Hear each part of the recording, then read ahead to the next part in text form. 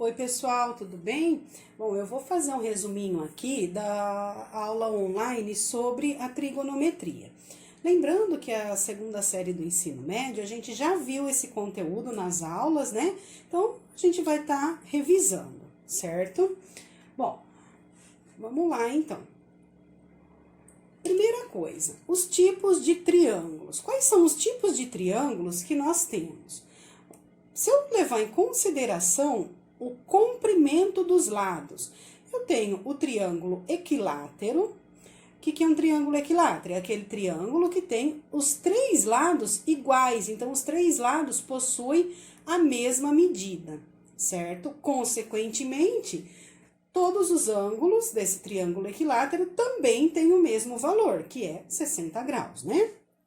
Bom, depois eu tenho o triângulo isósceles. O triângulo isósceles, ele tem dois lados iguais e um diferente, certo? O que eu posso concluir? Os ângulos aqui da base do meu triângulo isósceles são iguais também, certo? E o triângulo escaleno? O triângulo escaleno é aquele que não tem lados iguais, então cada lado possui uma medida diferente.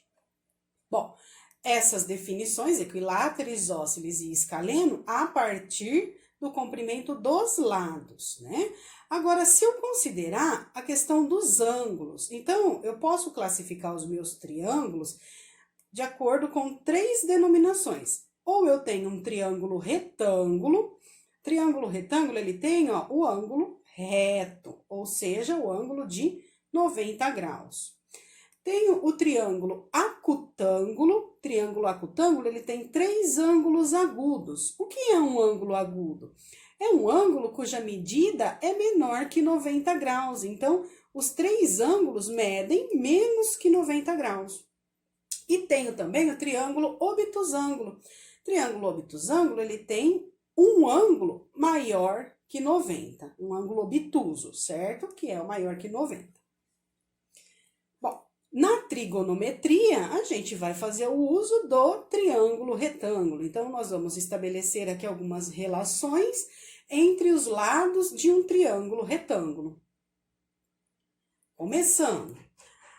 Bom, agora a gente vai estudar a composição de um triângulo retângulo. Então, todo triângulo retângulo, ele é formado por dois catetos e uma hipotenusa. Quem é a hipotenusa? Hipotenusa é o lado oposto ao ângulo reto e é o maior lado do triângulo. Então, eu venho aqui no meu triângulo, onde é que está o ângulo reto? Ah, tá aqui. Esse é o ângulo reto. A hipotenusa é o ângulo que está na frente do ângulo reto, certo? Depois eu tenho dois catetos. Os outros dois catetos são os outros dois lados do meu triângulo, que formam esse ângulo reto. Ó, então, um lado aqui, outro lado aqui. Formei meu ângulo reto.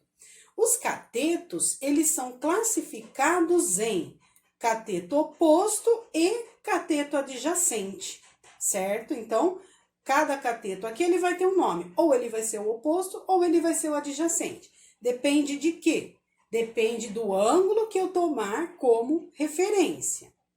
Então, aqui, ó, como que eu identifico quem é cada cateto? O cateto oposto, ele é oposto ao ângulo escolhido. E o adjacente, ele está ao lado do ângulo escolhido, para a gente guardar.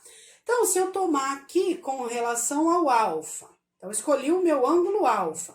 Quem é o cateto oposto ao alfa? Cateto oposto ao alfa, ó, ele está na frente do alfa. Então, o cateto oposto ao alfa é o lado A. E o cateto adjacente ao ângulo alfa é esse lado aqui, que contém o ângulo, ele ajuda na formação do ângulo. Então, o cateto adjacente mais a hipotenusa formam o ângulo que eu estou estudando aqui, certo? Se eu tomar como relação o ângulo beta, né? Desculpem, o ângulo beta. Quem é o cateto oposto ao beta? É o lado B, olha, está na frente do beta. Quem é o cateto adjacente ao beta? É o lado A. A, junto com a hipotenusa, forma o ângulo beta. Certinho até aí? Pessoal, outra relação muito importante na matemática. O teorema de Pitágoras. Olha o Pitágoras aqui, que lindo. Bom, então, dado um triângulo retângulo qualquer, eu consigo estabelecer essa relação aqui, que eu chamo de Teorema de Pitágoras. O que isso quer dizer? A é a hipotenusa, B é um cateto, C é o outro cateto. Considerando esse ângulo alfa, B é o meu cateto oposto, o meu cateto adjacente, desculpa, e alfa é o meu cateto, C é o meu cateto oposto. Então, vamos lá. O meu teorema de Pitágoras. Hipotenusa ao quadrado é igual cateto ao quadrado mais cateto ao quadrado. Ou seja, a hipotenusa ao quadrado é igual à soma do quadrado dos catetos. Pessoal, tem, assim, alguma relação aqui com relação à soma de lados? Tem problema se eu colocar esse lado ao quadrado mais esse, ou esse lado ao quadrado mais esse? Nenhum. A única coisa, a hipotenusa ao quadrado é igual à soma dos outros dois lados ao quadrado. Aí vocês escolhem qual lado vocês vão colocar primeiro, qual lado vocês vão colocar depois, certo? Essa é a relação. Bom, continuando aqui, uma observaçãozinha com relação à soma dos ângulos internos de qualquer que seja o triângulo, seja um triângulo escaleno, seja um triângulo isósceles, seja um triângulo retângulo, a soma dos ângulos internos sempre vai dar 180 graus. Então, aqui, eu somei o ângulo A, o ângulo B e o ângulo C. O valor dessa soma é 180 graus. Ah, não deu 180, então não é um triângulo, certo? Todo triângulo, seja ele qual for, a soma dos ângulos internos tem que ser 180. Bom, agora vamos lá, a gente vai estabelecer algumas razões trigonométricas no triângulo retângulo. Lembrando, na aula online, vocês viram só seno e cosseno. Eu já vou adiantar um pouquinho, colocar a tangente aqui também, certo? A gente viu isso nas nossas aulas presenciais. Então, vamos lá. Tenho aqui um triângulo retângulo. Escolhi esse ângulo aqui como referência, então esse ângulo alfa. Vou estabelecer, então, as relações seno, cosseno e tangente. Quem é o seno? Seno eu determino dividindo o cateto oposto ao ângulo pela hipotenusa. Então, quem é o cateto oposto ao ângulo alfa? É o lado AB, certo? Quem é a hipotenusa? É o lado AC. Ou seja, o seno de alfa é o lado AC, AB dividido pelo lado AC, certo? E o cosseno do alfa? Cosseno, como que eu determino? Cateto adjacente pela hipotenusa. Quem é o cateto adjacente ao ângulo alfa? Cateto adjacente é o lado BC. E a hipotenusa? Continua sendo o lado AC. Então, cosseno de alfa eu vou determinar dividindo o lado BC pelo lado AC. E a tangente? Tangente eu determino dividindo o cateto oposto pelo cateto adjacente. Então, tangente de alfa, cateto oposto ao alfa é o lado AB. Cateto adjacente é o lado BC. Ou seja, tangente de alfa, lado AB dividido pelo lado BC. Guardem essas relaçõezinhas, vocês vão usar muito na questão da trigonometria. Com relação aos ângulos notáveis, certo? Essa tabelinha aqui vai me ajudar a determinar os valores dos ângulos. Então, seno de 30, meio, seno de 45, raiz de 2 sobre 2, seno de 60, raiz de 3 sobre 2. Cosseno de 30, raiz de 3 sobre 2. Cosseno de 45, raiz de 2 sobre 2. Cosseno de 60, meio. Essa tabelinha a gente construiu durante as nossas aulas, né? Acho que vocês estão lembrados.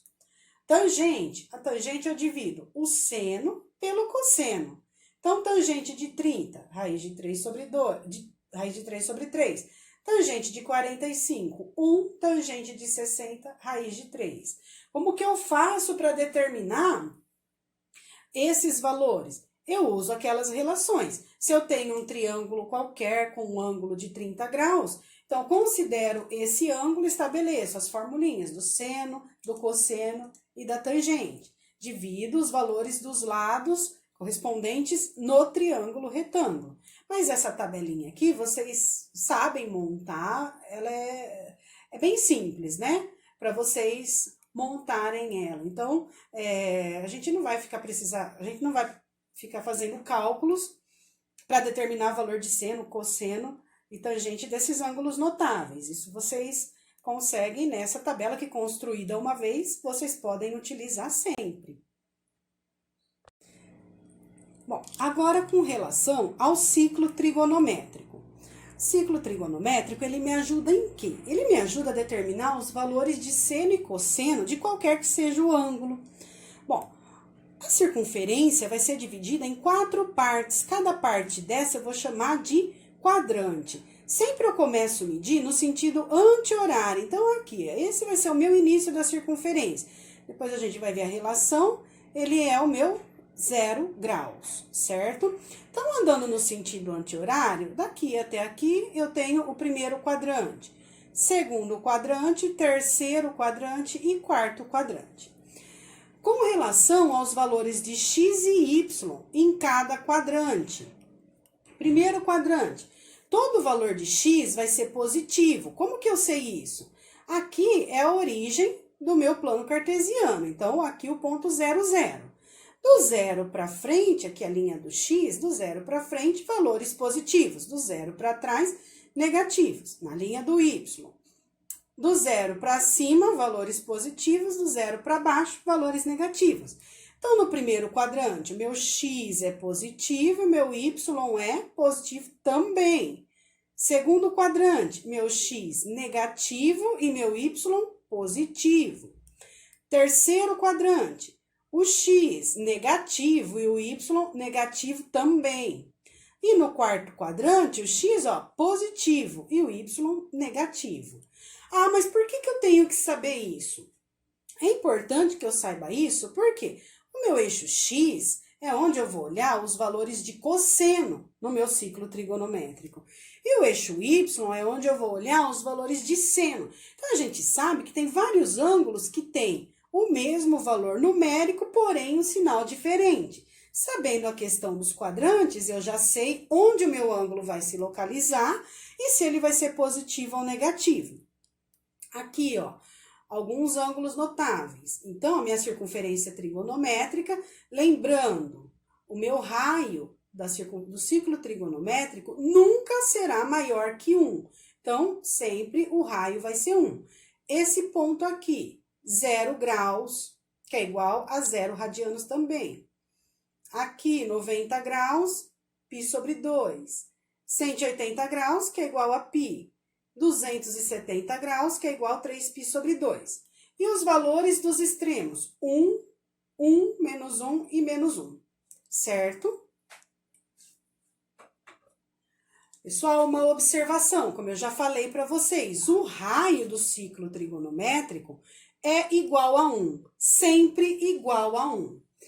E o comprimento de uma circunferência, ela é sempre dada por essa formulinha, 2 vezes π vezes o raio.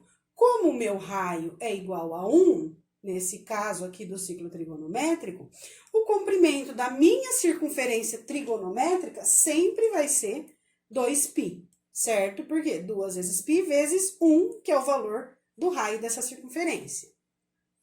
Circunferência, círculo, ciclo, cada autor chama de um determinado termo, né? Bom, aqui o ciclo trigonométrico, a gente já construiu em sala de aula, vocês têm no caderno, construí também um pouco grande, né? Coloquei na sala para a gente estar estudando. Então, aqui, no eixo do x, eu vou encontrar os valores do cosseno. No eixo do y, os valores de seno. E esse eixo aqui do lado? Tangente. Então, aqui eu calculo, eu encontro, né, determino os valores de tangente. Então, por exemplo, se eu pegar aqui o ângulo 45 graus, qual é o valor do cosseno? Olho aqui, mais raiz de 2 sobre 2. Qual é o valor do seno? Olho aqui. Então, raiz de 2 sobre 2 também. Se eu pegar, por exemplo, o ângulo de 210 graus, aqui, Qual é o valor do seno? Vou olhar aqui nessa linha, ó, menos meio. Tanto faz 0,5 ou 1 sobre 2, tá? É o mesmo valor. Qual é o valor do cosseno? Menos raiz de 3 sobre 2. E a tangente, quanto vale? Sigo essa linha. Então, a tangente, raiz de 3 sobre 3. Então, o ciclo trigonométrico nos ajuda a determinar os valores de seno, cosseno e tangente de qualquer que seja o meu ângulo. Pessoal, e sobre as transformações, como é que eu transformo radianos em graus? Lembrando que tanto radianos quanto graus são unidades de medidas de ângulo, assim como, por exemplo, quilômetros e metros, unidade de medida de comprimento, certo? Então, radianos e graus, unidades de medidas de ângulo. E existe uma regrinha aqui para eu transformar graus em radianos ou radianos em graus. Como que eu faço? Vou estabelecer essa relação. Π corresponde a 180 graus. A partir daqui, eu consigo transformar qualquer que seja o meu ângulo. Se ele está em graus, consigo transformar em radianos. Se ele está em radianos, eu consigo transformar em graus. Aqui, ó, 2 exemplos, certo? Nesse primeiro exemplo, eu acabei colocando a relação aqui embaixo, ó. 180 graus corresponde a π radianos. Aí eu quero saber 60 graus a quantos radianos que corresponde. Então, 60 graus, x radianos. Existe algum problema em inverter a ordem aqui? Nenhum problema. A única coisa que eu tenho que observar, grau embaixo de grau, radiano embaixo de radiano. Só isso. Determinando a regra de 3, então aqui a gente multiplica em cruz, né? 180 graus vezes x, 180 vezes x, igual 60 vezes π radianos. Então, 60 graus vezes π radianos. O que eu faço aqui? 180 está junto com o x, então passei ele dividindo. 60 π radianos sobre 180 graus. O grau vai sumir, né? O que ficou aqui, ó? 1/3, quando eu divido 60 por 180, simplificando, a gente vai chegar no 1/3. 1/3, copio o π, copio o radiano. Isso quer dizer o quê? Que 60 graus corresponde a π sobre 3 radianos.